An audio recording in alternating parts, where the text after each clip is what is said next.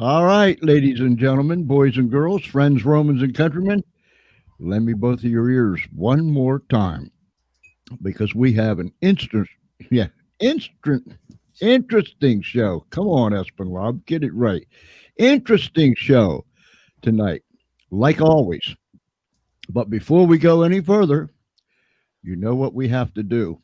We have to bring the star of our show on here and let him do his thing.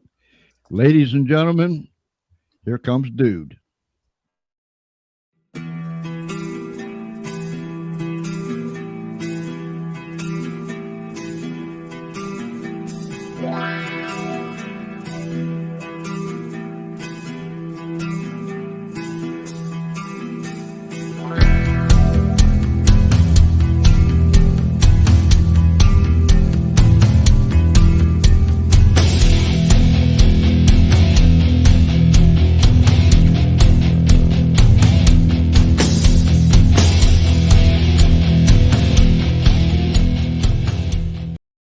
And that was Dude.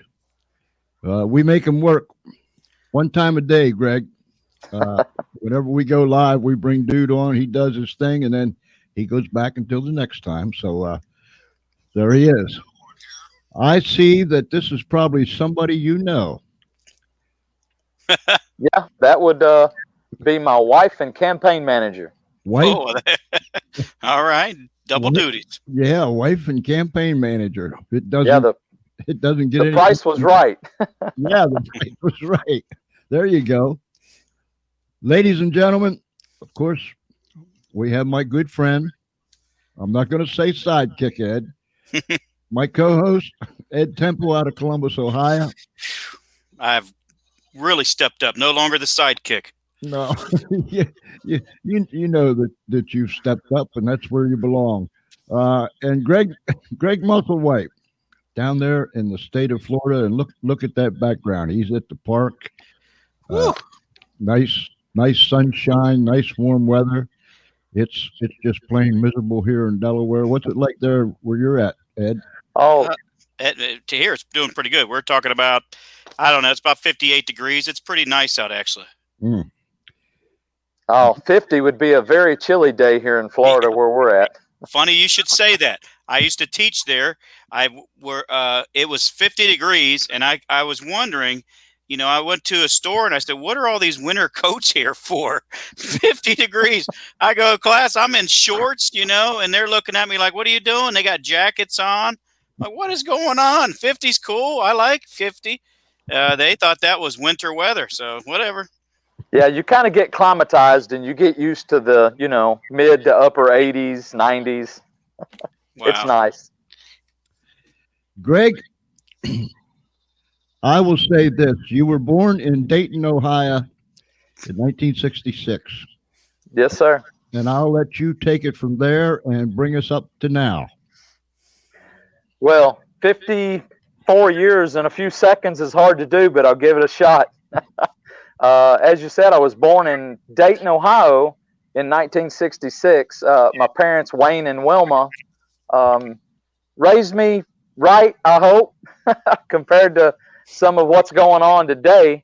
The migration south, we moved from Ohio through Kentucky down to Alabama, and then I finally relocated to Florida.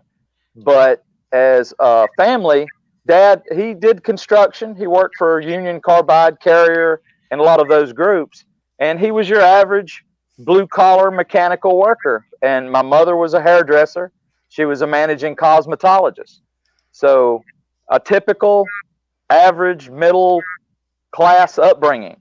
And, went to public schools, tried to university. I realized that the education that I was getting wasn't quite what I was looking for. And life moves fast. So, you meet a woman and sooner or later you have kids. So you got to make a living. So I learned how to pipe fit and refrigeration and welding.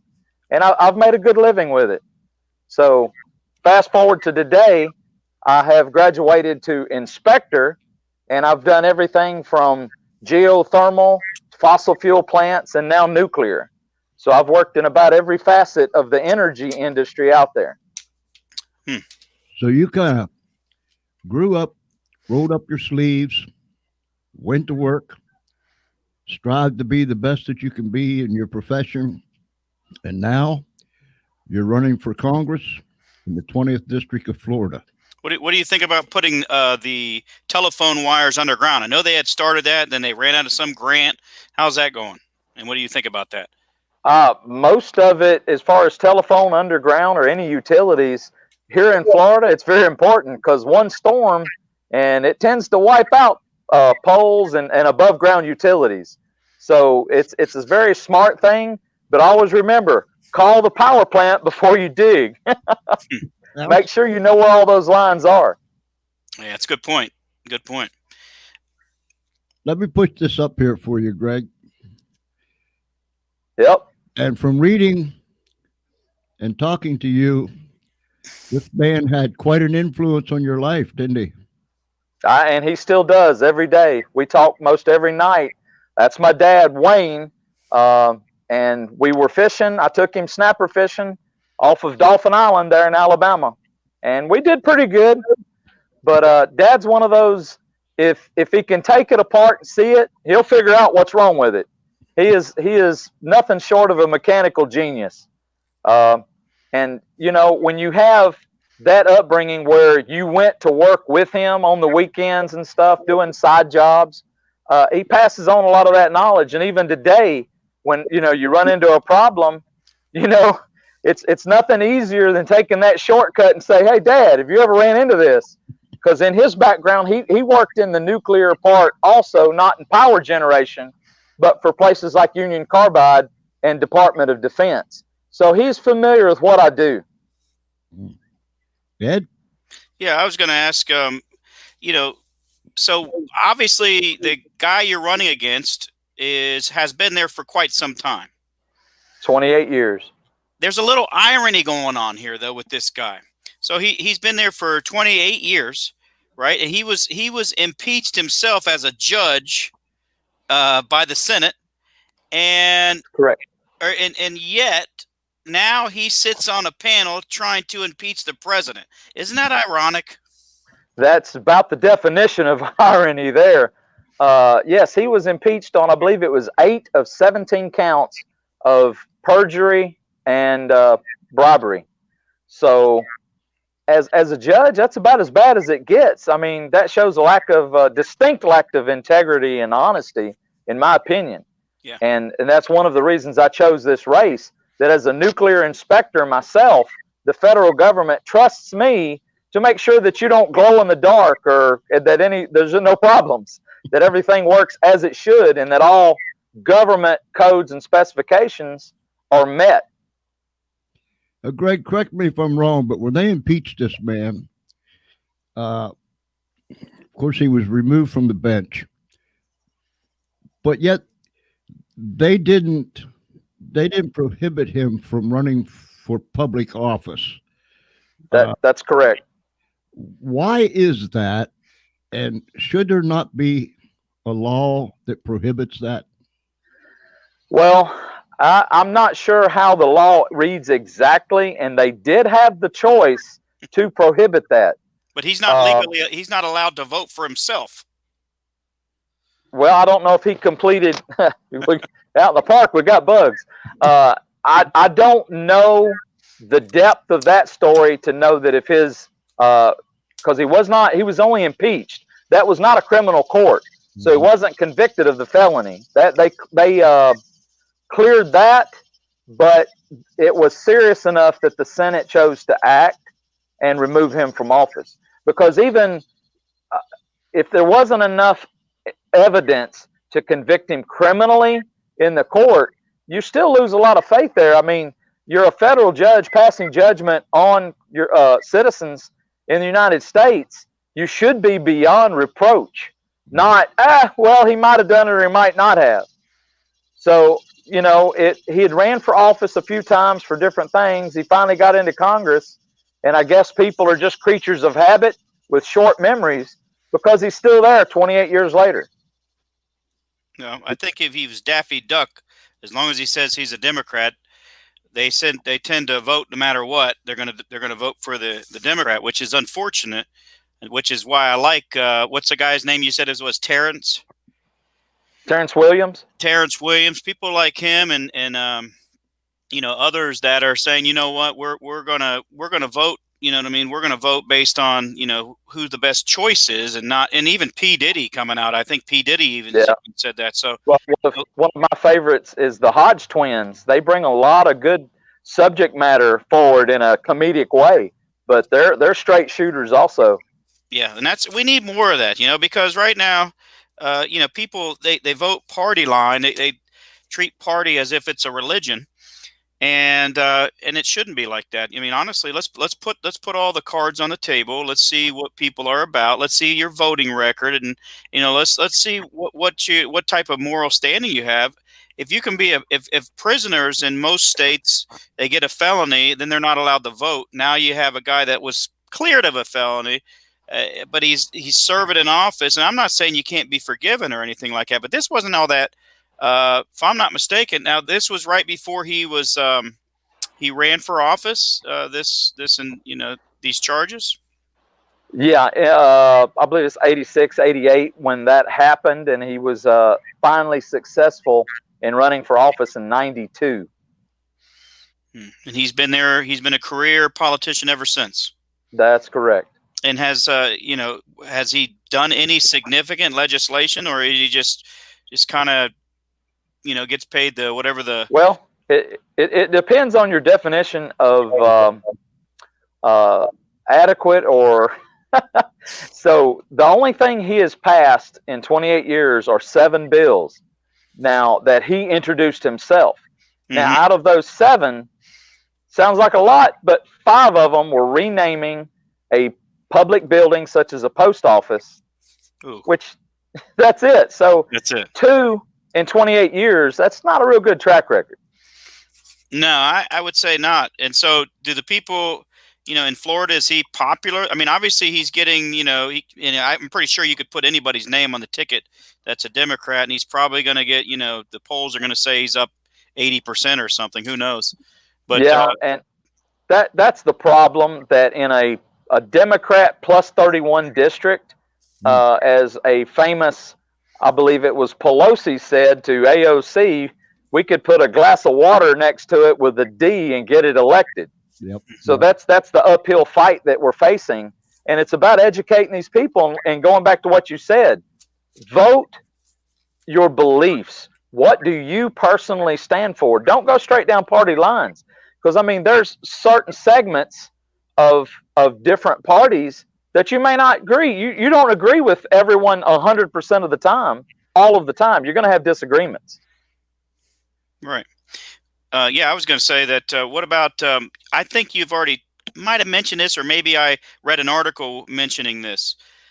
But there's a whole lot more folks that could vote that aren't voting, and so in other words, I guess what it came down to is you have a really good chance of winning if you can get more people registered to vote. Was that? Yes. In our district, the Democrats outnumber Republicans by about a 3-to-1 margin. And they still outnumber us if you throw in a number of no party affiliation. So we're going to need to swing 10, 15, maybe even 20% of the Democrats to our side. That can be done with a little education, because I don't even think that our, quote, hardcore Democrats in this area are ready to embrace socialism and how far that the party has moved left. The party's left them. So I believe that they are ready to come and vote for someone else, but it goes back to getting the word out and educating them on our stance, that we're not all far right. We want to hear your issues and support those issues for the betterment of the whole, because it's like you say, we've got 2 opposing factions and they're not wanting to meet in the middle. Greg, let me ask you this before I bring up your campaign manager's question here. Tell our viewers why an election in Florida should be important to Ed in Ohio, me in Delaware, my friend Michael Williams out there in Iowa, and other people that are watching. Why should it be so important what goes on in Florida for us? Well, to borrow a phrase from a famous place here in Orlando, it's a small, small world. The nation, all of these races are of national importance, because with the Democrats, each and every seat that we can take back in an effort to take back the House will change the speaker and the power structure. So it is important throughout the U.S. that it's not just our district that's at stake. It is the entire state and nation that will benefit from flipping these blue seats red and getting rid of the bugs. but that's it. It is truly national importance, because you see Pelosi on the news every night. You see people like Schiff and the power structure that they have, and their agenda is to continually attack the president, who, in my personal opinion, only has the benefit of Americans in mind. Right. So if he's got our best interest at heart, we need to take back the House and support him. So that's why it's important for you that if you have a good representative in your area, reach out, find a race against a Democrat that we can take back that seat. Now, for the question from your campaign manager, what was his voting and attendance record? And if I'm correct me if I'm wrong, I think I read where he was, or he didn't vote 9.8 or something like that % of the time, which is very, very high amongst all the Congress people. Yeah, that's correct. The average among active Congress members for absentee votes is about 2.2%. Now, over his entire career, which those numbers do not take into account the past few months, not only because of the COVID, but other reasons. And his career is 9.9% absentee rate, but over the past couple, since he's having a health battle with pancreatic cancer, has drastically increased. He's missed a lot of votes lately. And I understand, is he now, or he was, the ethics committee was checking him out for high pay and his girlfriend. I mean, that's correct. He has a girlfriend that is a lawyer that represented him during his impeachment. So this has been going on for a while, but the rules changed in the House. You can no longer date or fraternize with staff. So he is under investigation for the same thing that the Congresswoman, I believe her name was Hill, stepped down for. And that's fraternizing with the help. So I believe that investigation's ongoing, and he sits on the Rules Committee. So it's not like he doesn't know the rules. Personally, I cannot see, being Southern Baptist, having a girlfriend of over 20 years. Why are they not married? Mm-hmm. So that goes back to, honesty, integrity, and just having good moral character. Yeah, let me take a rewind on that, because that's interesting. As people know me, I've taught in Florida for a year. It was one of my first years teaching, and the teachers could get away with putting Jesus stuff on their walls. It was not a big deal. No one said a word. Nobody complained. And so that based on that, that seems a very problematic to have a live-in in your for 20 years. That doesn't jive well. It's not like it's that difficult to get married. But the other thing is, I'm gonna sidetrack, and then I'm gonna take you back on. What's going on? I'm getting ready to come to Florida. Want to go to Disney? What's going to happen here? Disney. I didn't look at that one specifically, but all of the counties, with the exception of the hardest hit, Miami-Dade, Broward, and Palm Beach County, are reopening in phases. So depending on how long from now you should be good to go, and it will reopen very soon if it hasn't already in stages. Are you think by the end of May? It depends upon the numbers. And like I said, I did not look specifically at Disney, but almost all the counties are in phase 1. And I believe those are incremental in every couple of weeks. And it depends on progress, because this has been, let's say, exploited.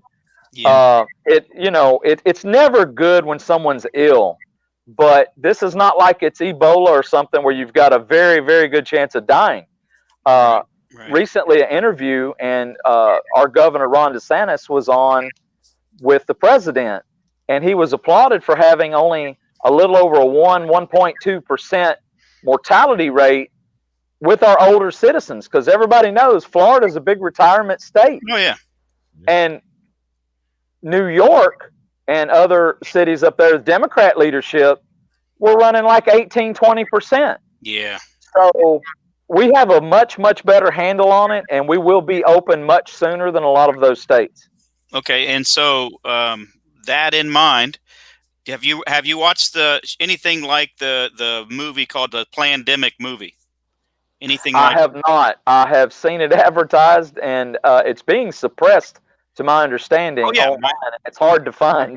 Yeah, a matter of fact, I just made a YouTube of it myself. But they have a website that you can. It's allowed to download. It says that you go ahead and you're free to download it. So people just keep re-downloading it. So I have a version of it too. But anyway, so let me go more specifically. So with respect, we already talked a little bit before we got on the air here. What are some of your takes on, let's say, all the underground wires and things like that? What's some of your positions that is government responsibility, private, and so on? Well, most of our infrastructure here in Florida is a little different than the rest of the country, and we don't have state income tax, but we do have, some people complain, high property taxes. But they do a real good job of the infrastructure, such as the beautiful park that I'm at now, the roads and some of the things. So your utilities is very important to public safety. You don't want to be at home on oxygen and have your power go out, and other things, telephone service. So utilities are critical to the well-being and security of an area. Now, the difference between supporting those utilities, public or private, there's a fine line there. But public utilities, I support the advancement of those in these communities with our tax dollars, because infrastructure as a total all across the country has been lagging for a number of years, and we really need to upgrade it. There's other countries that are passing us, like with cell phone towers and service or internet and those things. So that's a critical part of our infrastructure that we need to reinforce and really look at. Ideally, ideally, I mean, I know it's very cost prohibitive, but would you rather the cable wires and the telephone wires, would you rather them up or below? Underground in Florida is much better. Okay. Much better. I like that too. Yeah, because of, like I said, the storms and other things, because the technology today, they can come through, which they're doing work right around from our house, that they can bury lines, put it back, and landscape it, and you never know it's there. And that was the important part we talked about earlier, is make sure that you call before you dig, because you don't want to cut phone lines and other things that are expensive to repair and have a service outage. Okay. But most of those are in right-of-ways and stuff where most people aren't going to be digging anyway. But with the storms and things that we have here, because even a good thunderstorm will bring down power lines and trees here. Yeah. So that underground services are very good for our area. Yeah, every day at 5 o'clock when I was hitting the road, it would storm and it would look like it was the end of the world, and then it would dry right back up like it never happened when I lived in Florida. I mean. Yeah, and the other thing is beautification reasons. When you've got all these utilities and everything's above ground, Florida's very beautiful. Right. Take advantage of that, preserve that. Oh, I agree. And even where even up here, even though we don't have the big hurricanes here in Ohio, guess what? It's unattractive. I got Ice. a pool right in front of my house. It looks terrible. Well, you know, and like I say, early life up there, I do remember a big ice storm in the early 70s when we lived in Bowling Green, Kentucky. Get them all the time. And power was out for 3 weeks. Mm-hmm. So, yes, underground utilities up there have a huge benefit also. Okay, so here's the deal. You're running against a Democrat that's been there forever. What separates you from him? What makes you different than him? Well, first of all, we know that he's an impeached federal judge, so his decision-making may be questionable. So, and I am a certified welding inspector with nuclear clearance. I just came off of an outage in Grand Gulf where they were doing upgrades to the turbine and their controls. Mm-hmm. So just that one fact alone.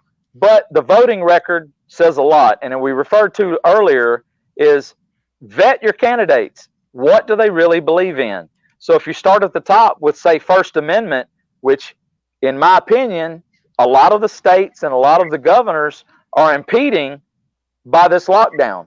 Mm-hmm. People need to have a choice, but it's constitutional that you do not infringe on right of assembly. And then you move down, Second Amendment shall not be infringed. You know, we really believe in our Second Amendment rights, and out here in the country, you know, there's a lot of opportunity for hunting and sports. So, and then moving down the neck, there you go. Our very first endorsement was from a gun shop, gun owners, and they happened to be immigrants, legal immigrants from Cuba, which okay. That ties back into probably our number one issue. Well, you have a predominantly Democrat district. You know, what is it that you have to offer that a Democrat should vote for you for? In other words, you know, aren't you just one of those greedy Republicans that just, you know, just wants to help corporations out? Well, to put that in perspective, what did the Democrat Party used to be known for? Blue-collar workers and the working man. Mm-hmm. Well, the last time I checked, I haven't seen lawyers or ex-judges getting their hands dirty. As a pipe fitter and a welder, I've worked in the trades all my life. So, yeah, you roll up your sleeves, you do a hard day's work for honest day's pay. So that's going to separate us there. I want to bring back the trades to the schools and give these kids in our district an opportunity to compete for jobs. That would be very popular with teachers, I can tell you that. Yeah, well, you know, shop class or just an adulting class. There's a lot of kids don't even know how to change a tire. Yeah. So, you know, and even cooking. That's a big thing here now with the lockdown where you can't just go out and get something to eat or go pick up something. A lot of people learned how to cook again. Mm-hmm. So there's a lot of things that we need to reinforce in our schools and get our schools back up to speed. But I am a big proponent of trade schools and getting shop class back in the high schools. What about nuclear power? I think that's nuclear power, which I've worked, like I said, I've done geothermal, fossil fuel, coal, almost every part of it. And what I chose to continue to work in is the safest as far as working in and even producing, and that's nuclear. There's people that are big environmentalists or proponents of, quote, low carbon emission sources of energy. Yeah. Nuclear is the one they always leave out. Exactly. Because the sun doesn't always shine, which it's going down a little bit now, but the wind doesn't always blow. The only thing that is for sure is the reliability and production of nuclear. So I'm a big proponent of accelerating that and bringing that to the forefront. As a matter of fact, I just left the job building the first new nuclear plant in the U.S. since the 70s. Wow. What do you think about? To be a monumental yippee thing. Yeah, they should be making power by the end of the year, hopefully. Well, school choice is one of the one thing that Florida has probably. I think I could make the case is leading the nation in terms of results and in terms of trying to find various ways to make it work. And so what do you think about school choice? Because I know, you know, I know one thing. I know the district that you're in, I know there's probably quite a few of them that would love to have some school choice. And I have a feeling your opponent is against school choice. And if he's not, he certainly is not in it the same way you are. So can you tell us what your thoughts are about the school choice? Yeah, as a parent, now a grandparent, your child's education and making sure that they're ready to face the challenges of the world, and giving them a leg up, it's very important. And as a parent, you have to be for choice. If a school is underperforming for whatever reason, be it public or private, you should have that choice to relocate. There are specialty schools, a lot of them charter schools, that will specialize in either the arts or the hard sciences, math and science. And not all students, not all kids are cut the same. I migrated while I was in all advanced classes. I had physics, analysis, chemistry. I didn't run the route of the engineer. I'm an inspector. So it doesn't always end the way you think it will. And a lot of these kids aren't necessarily cut out for that 4-year university. Or maybe they don't want to get stuck with the bill. Yeah, so you need to have that choice of schools to make that happen, be it a trade school or college preparation. Greg, this question here, well, it's more or less a statement. Support your law enforcement and correctional officers. Get those folks higher pay. Go visit the prisons and talk to those men and women who get paid crappy wages. It just so happens that your wife, your campaign manager, knows all about that. Well, not only does she know about that, she did work at the county jail for a while, supervising inmates in the kitchen. And so she knows all about that. A little known fact is that I also was a correctional officer back in the early 90s, late 80s. So can't remember now, it's late 80s. It's been a while. But in Tennessee, I worked at a Carter County work camp as a correctional officer. So I totally understand and I fully support all of our law enforcement. And I thank them every chance we get. We do a lot of, when we did the big Trump event down in Sunset, or Sunrise, that is, we made sure that every time we passed a group, we made sure they had water, shook their hands, thanked them, because that is the hardest job on this planet, is being a police officer. You literally take your life in your hands every day. You never know. And isn't it Florida? I thought when I lived in Florida, they had police officers that were as young as 19, and same thing with substitute teachers, 19-year-old substitute teachers. Is that still the case? I don't know exactly what the age limit is. I do know that in a lot of states it's very young at 19. I just had a job where I was supervising construction for the plant, where a helper, 19, working at the plant, left because he was accepted to the police academy there in Paris, Texas. So yeah, they come in young, and it's a calling. Not everybody's cut out for it. Right. And don't you still in Florida have the homestead tax relief that like up to $75,000 you don't pay tax on the home, or is that? That's true. If it's your primary residence, and you get some tax relief from that, and we're homesteaded on our house. We bought it with fully expecting to retire here in Florida, because, like we said, I travel all over the country, and the wife spent most of that time with me the last few years, and we had that in the front of our mind, was where do we want to spend the rest of our life, because we want to get a head start on buying that home now. Make sure, check it out, test drive it, make sure that's where we want to be. Greg, explain to us how the election process works in Florida, particularly with the primary. How, when the wheels start moving, how's this animal move on? All right. Which everybody, it was kind of national news when all this broke, that the presidential primary is separate, which that's already passed.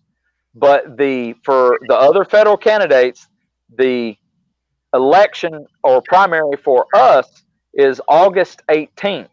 Now, it's not a jungle primary like California. This is a closed primary where if you're a registered Democrat, you vote in their primary. If you're a registered Republican, you vote in ours. So it's not apples to apples to kind of see how you measure up against your final opponent in the general, but you'll get a good idea of turnout, and that's what we really need to kind of inspire these people to turn out in the primary, because it isn't very important that we can gauge to see how much more work we need to do. But it's a general, or it's a split primary in August, then the general election is in November. Do you, has this, and I'm sure it has, this morass that we find ourselves in has limited you from being out and about and meeting people and so on and so forth? Have you found ways such as this? But there's nothing like being out and knocking on doors, sitting down with somebody in a restaurant, drinking a cup of coffee. Yeah. Do you anticipate that soon, and very soon, you're going to be able to get back out there on the campaign trail? Yeah, regrettably, some of the hardest hit areas is our district in Broward and Palm Beach counties. So there'll be some of the last ones that will be fully 100% released, but they're starting to open up some, because like you say, there's, Twitter, Facebook, and these other media outlets and shows like this are great, but there's just something about shaking somebody's hand, looking them in the eye, and they can see that you're genuine, that you're not fake, and that you mean what you say, because there's a lot of honesty. You can read people, look them in the eye. So, and that's what we hope to do later, because we really need to talk to these people who have been voting for the other side for so long, and reassure them to say, look, I hear what you're saying, and I understand it, and I support some of your issues. But here's the thing, I will listen. We'll debate it. And if you got a good idea, I don't care where the good idea come from. Right. If it's a totally Democrat idea, if it's good for the bulk of the people, I will help you out 100%. Okay, so if between you and what's his Alcee Hastings? Alcee Hastings. Between the two of you, what's let's just hit like a couple different agenda items. So, as far as social issues, how do you guys differ? Well, when you say social issues, or you're talking, say, social in the realms of tax and stuff, or immigration, or... Okay, let's start with immigration.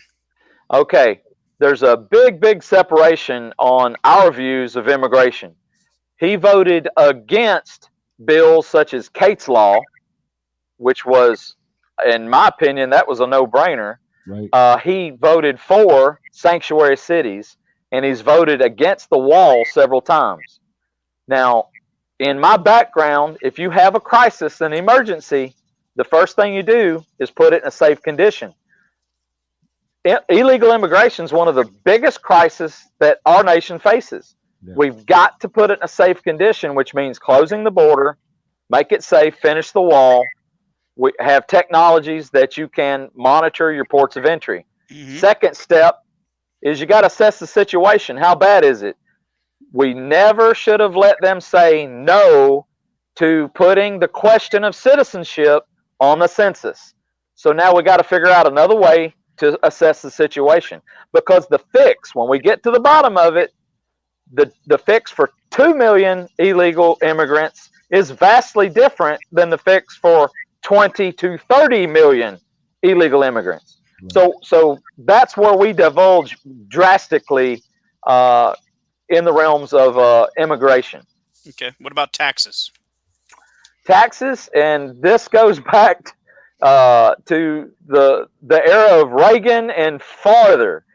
Democrats want big government. In my opinion, that Trump has been so successful trying to run our government as a business.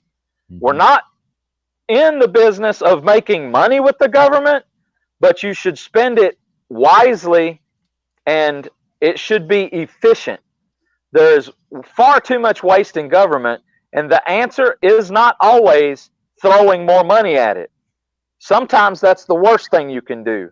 So I am a proponent for cutting taxes, use what you have effectively, and root out any,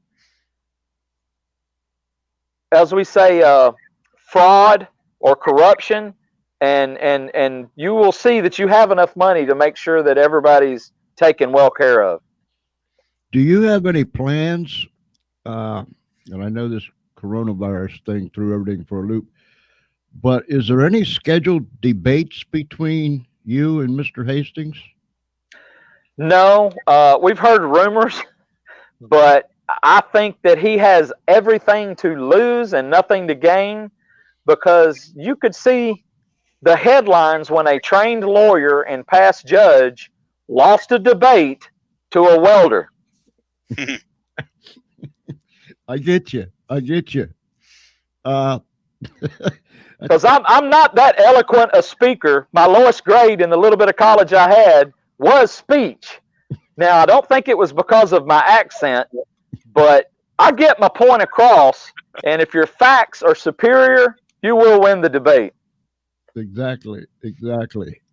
Do you, particularly there in your district, the people that you've been able to talk to, whichever way you've been able to talk to them, are you, with this particular situation that we find ourselves in, are you finding that there are more, and let's say more Democrats beginning to sway, and let's say people that wasn't interested before are finally leaning to take interest, and Republicans that just kind of blah blah blah went along the way are beginning to see how serious this thing is, and they need to mount up and move forward?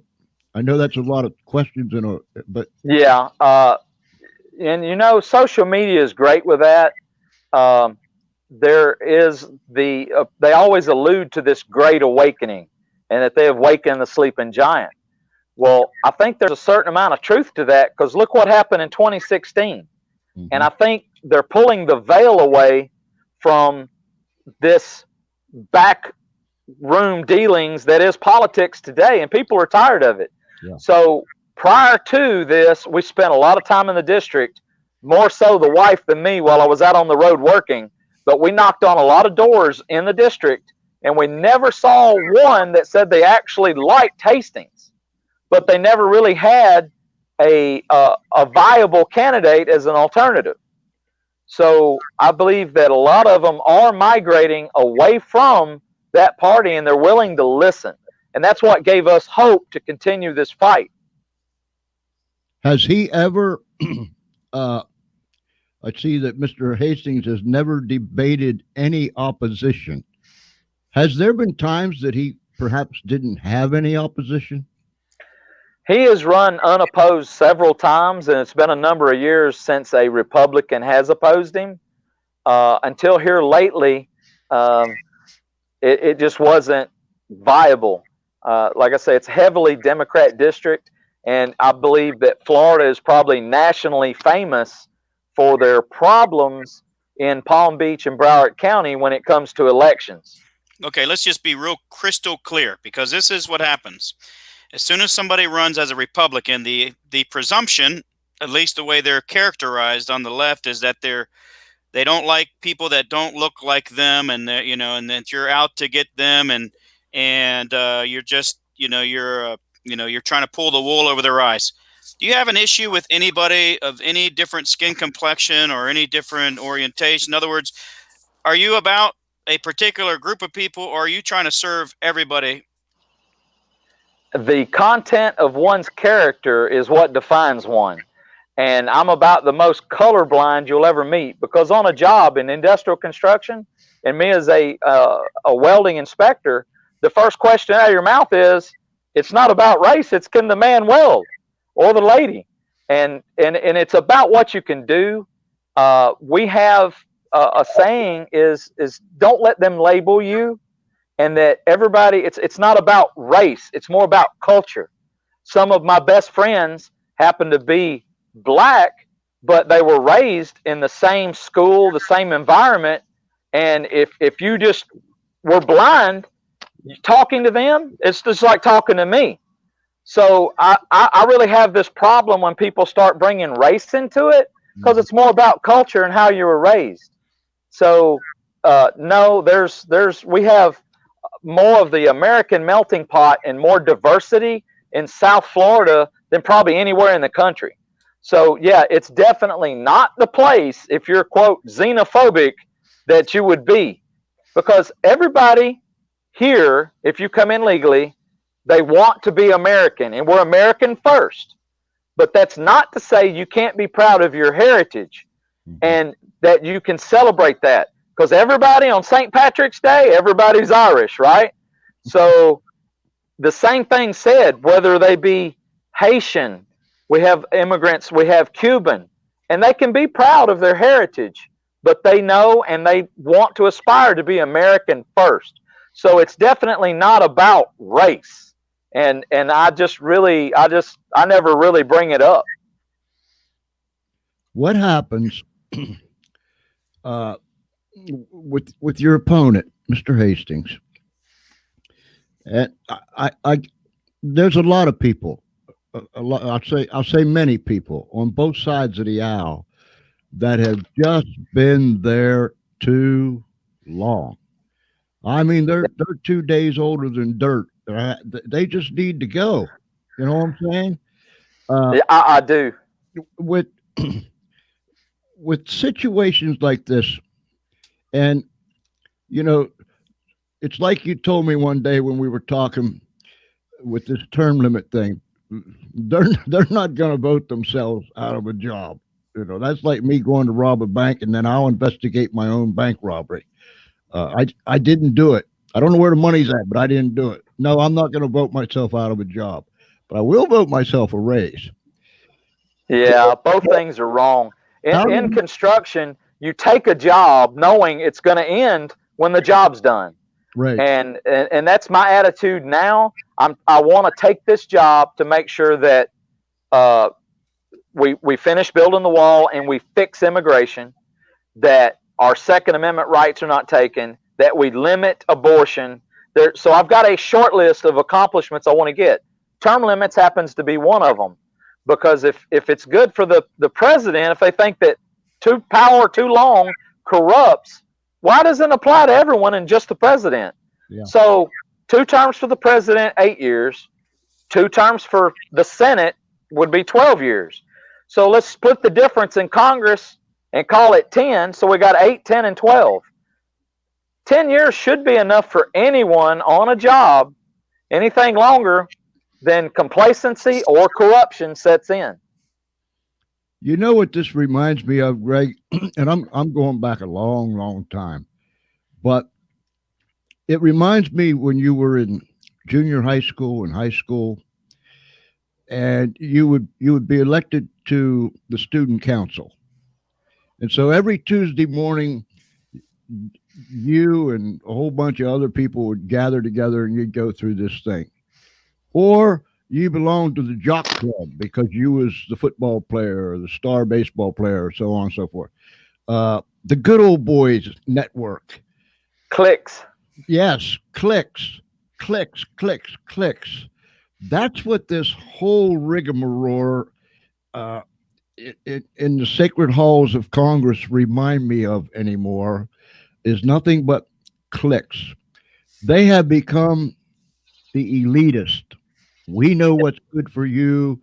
We'll tell you what's good for you. We'll tell you how to do it, when to do it. We're seeing it. We're seeing it now. Well, you saw that with Pelosi and her 2 ice cream freezers.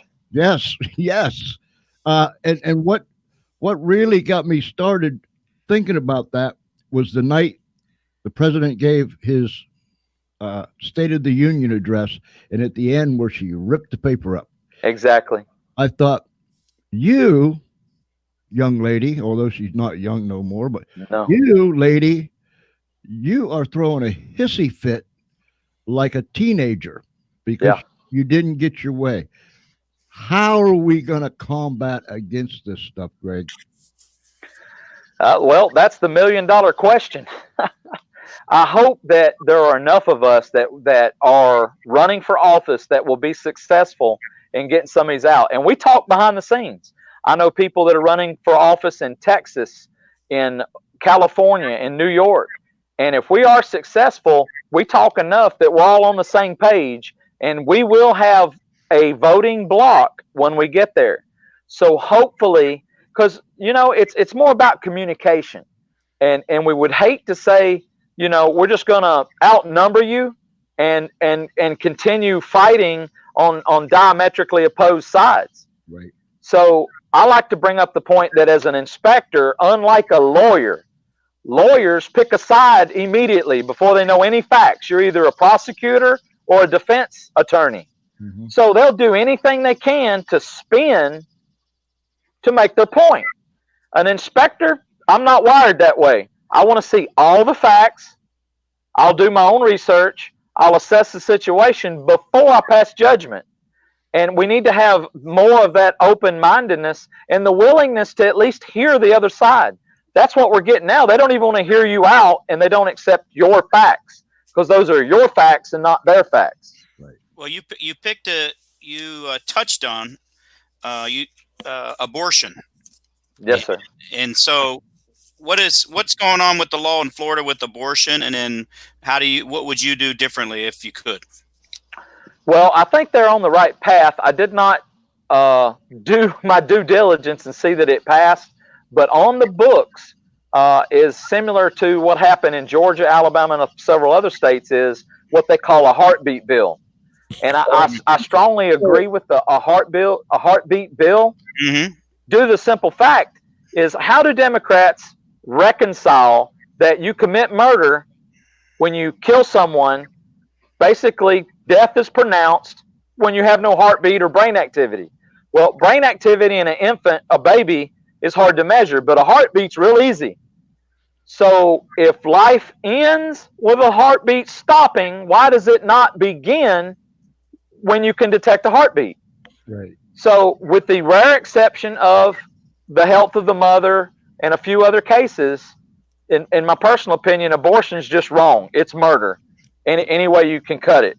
So that's our position on it. And like I said, there should be very, very few exceptions to that rule once you have a heartbeat. What do you say to the woman that says, I've had 2 abortions and you just said that was murder? How should you call a spade a spade? They have to reconcile that with themselves and whatever belief they have with the Lord. I can't go to my grave knowing that I took another life that was innocent. I mean, self-defense is one thing, you're being robbed, but that baby didn't do anything. You had lots of opportunity prior to that to prevent that pregnancy. And even after that, up to the heartbeat. So you have time, and that baby should not pay for your poor choices. I wonder how many people actually know that the whole purpose of abortion, it being legalized and being pushed and being promoted, was to wipe out the minority population and poor white people. That was the whole eugenics movement. Yeah, Margaret Sanger is kind of famous and the founder of Planned Parenthood, which in my belief should be defunded 100% immediately. They do not provide health care at all, in no way, shape, or form. And how most of the states allowed them to operate when they would close other businesses is unconscionable. So, those people, they're just not, and it goes back to how you were raised, and they just don't have the same background, the same sanctity of life. Right. And I think we made a big mistake when we got the churches out of school. It's not much, but just the acknowledgement and a morning prayer is a lot, and it makes you think. It'll give you pause that you're living right. Yeah, and a lot of these people aren't. I wrote an article about this because China, they know that the foundation of the West, and the West is what they're trying to stamp out. Yep. The foundation of the West is the Christian belief system. And so Exactly. what are the Chinese doing? They're stamping out the Christian beliefs, because that crumbles the Western foundation. You don't have democracy. You don't have a republic without the morality. You can't have democracy, or in our case, even better than a democracy, a republic system, a federal system that works, unless you have a moral foundation. And the moral foundation in this country, and every free country in the history of mankind, there's only been free countries when they've had the Christian influence. And so we shouldn't be running away from that, from the Bible. Well, a lot of people bring up separation of church and state and don't promote one over the other. When's the last time that you heard someone say pick any one of the 10 commandments was a bad idea? Right. I can't think of a single one that has bad connotations. Each and every one, and most, are backed up by the laws of man. So to forbid the 10 commandments from a lot of your government buildings and such, it's just wrong. That's what this country was founded on. And like you say, instead of running away from it, we need to embrace it. But what does get back to our roots? What's your opponent say about abortion? What is his view? Well, like I said, he voted against what they call, I think it was the Pain-Capable Child Protection Act, which was to limit abortion to 20 weeks. He felt it wasn't long enough. So he is very pro abortion and even late term. Well, I guess where I was going with that is, if you find an adult that is an educated adult that understands, when conception is, and understands the biology of it, and is still willing to let a child, if you're representing the country, you're representing the people in District 20, right? District 20 in Florida. Here's Al C. Hastings saying, I don't really care about that child. I mean, honestly, what does that say about a human being to say it's okay to terminate? And when they terminate a baby, we're talking about sucking their brains out, pulling them limb by limb, selling their body parts. This is a disgusting act. It's not just, hey, willy-nilly, let's just end the life. No, this baby is feeling pain. We got people in Florida, they were worried about the manatees. Well, what about the babies? What about it's the only country in the world that I know of. You'll serve more jail time for interfering with turtles on the beach or a bald eagle, but there are no repercussions from killing a human being. I'm glad you guys brought this up, because it's something that's near and dear to my heart, and it makes me angry. It'll cause me to spit sideways sometimes when I think about it. But I was doing some research. They've estimated since 1973, and that's when they pulled the plug in the bathtub and the water started going down the drain, 61 million. Now, ladies and gentlemen, please listen to this. 61,628,584 abortions. That's since 1973. We called Hitler a madman, a man that went berserk, and he exterminated over 6 million Jews. Yeah. What does that say to us? What are we, butchers? Now, the other thing, and I'll make this short, all through this so-called pandemic, I've heard politicians, these so-called medical experts, saying, we've got to save lives. We've got to save lives. We've got to save lives. Yeah, it's a bit hypocritical, isn't it? Yes, down around the corner, the abortion mills are just churning away.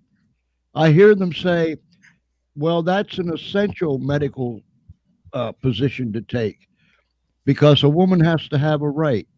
Well, if that woman has a right to make the choice, then why doesn't other people have the choice to open their business? I didn't understand how they felt that an abortion was an essential medical activity when I'd heard of people needing heart stents or operations because, you know, they have a life-threatening event going on. You know, unless the mother's health was in danger, which most of them are not. And yeah, that's me with my beautiful grandson Fisher. Mm-hmm. And like I say, that's near and dear to our heart. He's about 3 years old now. But yeah, it's unconscionable that they would feel that that was needed, but life-saving operations were not. I mean, that you're talking about twisted morality and having your priorities backwards. George was in the Vietnam War, and in the Vietnam War, we have, let's say, 50-some thousand soldiers, people that went knowing that they could die. 50,000 soldiers killed, and in the United States, you're talking about every day, we're talking upwards of 2,500 babies aborted. So you just do the math there. Every 2 days, 5,000. Every 20 days, you're up to what? You know, it's quite a bit. We're talking about the Vietnam War. Yeah. You know, 5,000 times 10, so 2 times 10, 20. Every 20 days, you have the same number of clearly innocent lives taken, and it's just no big deal. It's called a right. No, because and the first thing I want to do is George, thank you for your service. That was a very difficult time in our history, and thank you. But yeah, the whole abortion thing and the numbers are mind-boggling. To think that we could have had probably already solved a cure for cancer or discovered life on other planets. Who knows what one of these children would have done? Yes. That's a lot of humanity gone to waste. Yes. Yes. God help us. Just God help us. And this is the last thing I will say. We see them putting out these numbers on coronavirus. How many's been inflicted? How many's been that has passed away? And it's never good when someone passes away. And I wonder how many of these numbers are inflated, rigged, and it goes on and on and on and on. But when we come right down to the end of it, these people, these behind the scene, behind the curtain, I'm sure both of you have seen The Wizard of Oz. If not once, you've seen it many times. Mm-hmm. When at the end they pull the curtain back. Back the curtain. Yeah, there's the wizard, you know, spinning his wheels, pulling his whistles, and all this other stuff. There are sinister forces behind the scene. But on one hand, this, and I know people won't agree with me, and I don't really care, but this pre-planned, rehearsed, brought out of the drawing board room and put into action has not only brought the real deal out with it, because this is their biggest parade. And I mean, all of a sudden, masks are torn off. Not all of them. Masks are torn off. Positions are being shown, and I mean, they brought everything out but the kitchen sink. And I told my wife earlier, I said, here's what they're doing. They're throwing everything, including the kitchen sink, out there at us. What works is going to be noted. What don't work, they don't care. There's no shame. What don't work is simply they found out that didn't work. So we'll go back and devise something else. And we are in bad shape. So, ladies and gentlemen, yes, it matters. It matters. It does matter. I think that the American people as a whole are pretty smart. And when these numbers are revealed, how they deceive the public, there's going to be a very swift and severe backlash against this misinformation campaign. Yes. Ed, final thoughts? I'll just say that if I were in District 20 in Florida, I would be voting for Greg Musselwhite for sure. Yes, thank you. Yes, indeed. Greg, one more thing. I believe that a lot of these governors want to keep this thing shut down. Not only the governors, but some Congress people included, want to keep this thing shut down just as long as they can.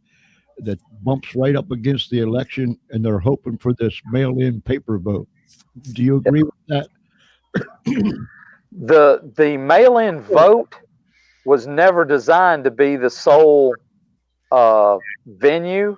So no, it has its place. I mean, I can't be a hypocrite and say that working out of town that I haven't voted by mail several times, but I always have the mechanism in Florida, which not a lot of states do, to go online and verify that they received it and my vote was counted.